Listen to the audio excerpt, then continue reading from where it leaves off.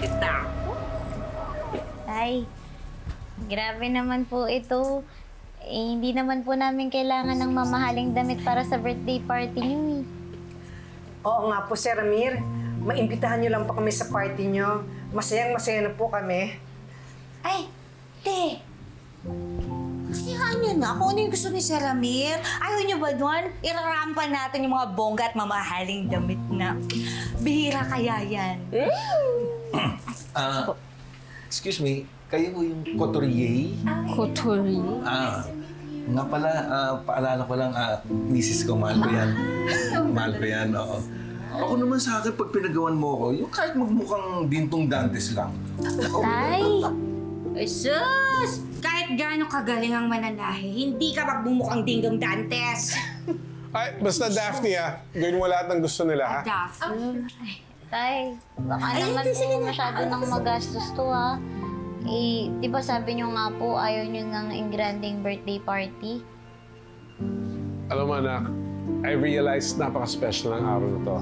Kasi meron akong gagawin doon na matagal ko nang dapat ginawa.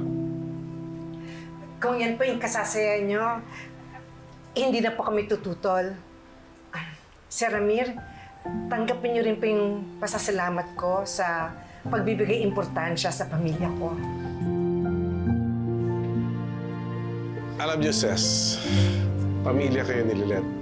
Kaya pamilya ko na rin kayo. At hindi magiging kompleto ang birthday ko kung wala kayo doon. Salamat po. Tay, kami pa ba yung mawawala? Eh kahit sa kainan ng mga matyas. Hindi umatras! Tama. Uy, pamilya daw tayo. Hoy? Seryoso ka talaga dyan sa plano mong gusto mong mawala na talaga si Lilet ng tuluyan. E paano tayo makakasigurong hindi magiging palpak yung paplanuhin mo kung ikaw ang gagawa? Relax, Renan. I'll keep you updated on every little move.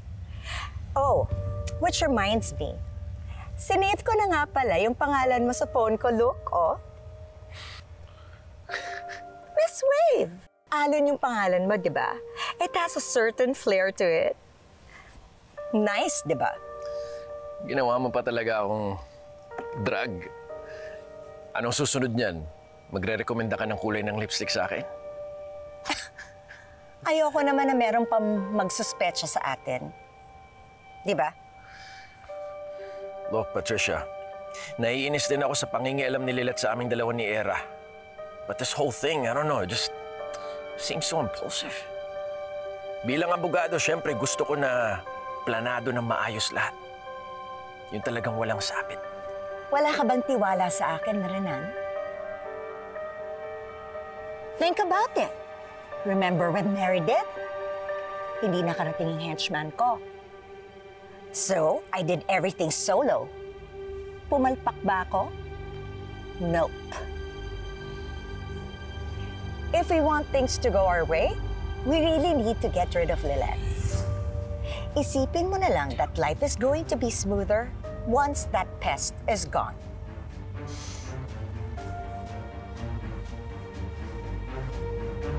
Hmm?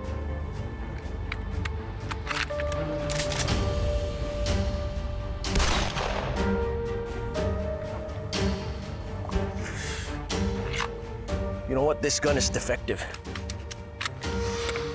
Or maybe it just really hates this conversation as much as I do.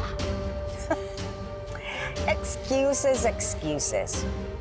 If you're really this bad at hitting your target, siguro ako na lang talagang kailangan magplano ng pagkawala ni Lilet.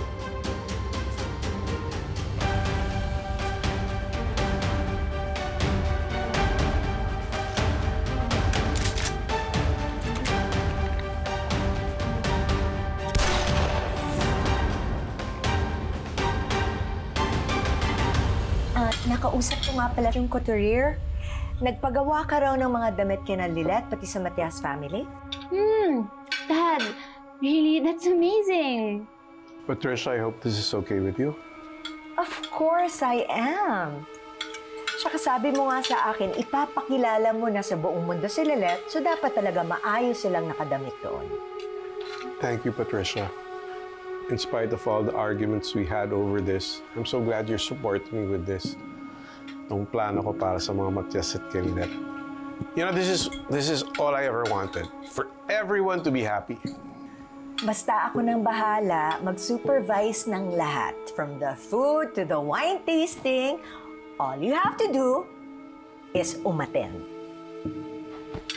I really appreciate this, Patricia. In fact, may naisip nga ako para mas lalong mapasaya si Lynette. Why don't I invite Attorney Ira and Attorney Alon? I just want to make sure first na everything is okay between the two of them.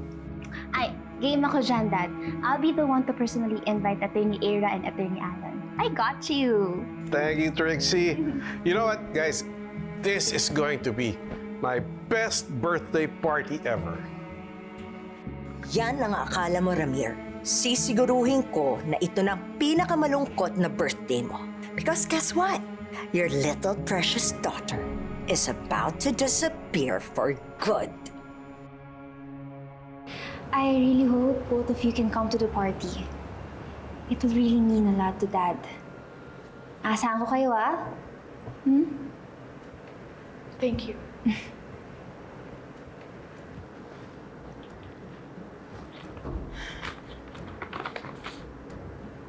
Sigurado ako andun din si Ate Lynette. Ewan ko, kaka-civil mode lang namin so hindi ko pa alam kung ready na ako makipag-bonding sa kanya sa party. All right, babe. Kasi it would be so polite na hindi tayo umattend. Right after they went out of their way to attend our engagement night. Babe, nakakaya naman ka na Mr. and Mrs. Ingano. Sigurado ka bang okay lang sa'yo? Of course. Nakipag-ayos na rin naman tayo kay Lynette kahit pa paano, di ba? Besides, hindi lang siya yung pupuntahan natin doon. This is for Mr. Ingano as well. At syempre, gusto kong makasigurong hindi papalpak ang plano and see Lynette vanish from our lives once and for all.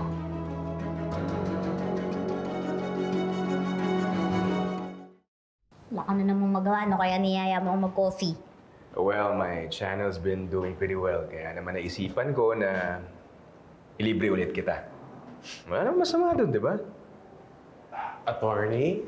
Tay! Ate! Sexy!